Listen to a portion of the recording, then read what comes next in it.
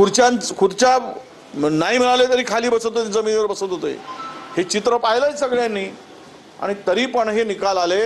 शेवट निकाल हा काय असतो, जय पराजय हा असतो, आम्ही तो स्वीकारला आहे।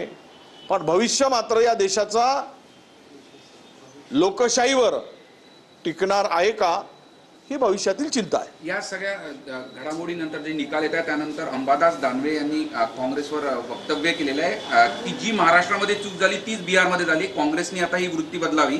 महाराष्ट्राच्या निवडणुकीच्या वेळेस उद्धव ठाकरे साहेबांना मुख्यमंत्री पदाचा चेहरा म्हणून घोषित केलं असतं जागा वाटपाआधी, तर राज्यात चित्र वेगळं दिसलं। दानवेंना काय माहित नाही काय तेजस्वी यादव मुख्यमंत्री पदाचा चेहरा तिथे डिक्लेअर केला होता?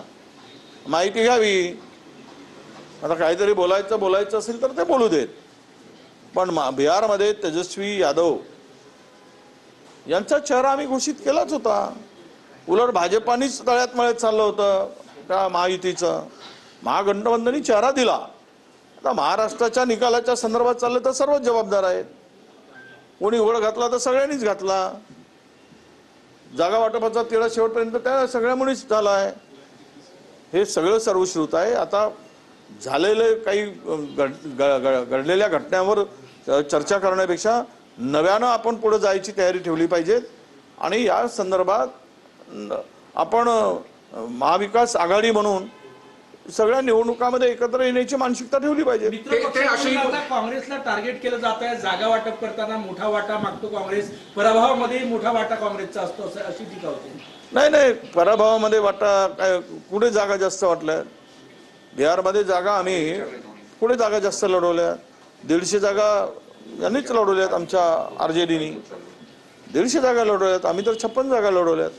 त्यामुळे आणि महाराष्ट्राचा विषय काढू नका ना, महाराष्ट्रावर स्वतंत्र चर्चा आपण करू, त्यावर काय दानवेजींच्या सल्ल्याची आवश्यकता पडली तर तो सल्ला नक्की घेऊ त्यांचा।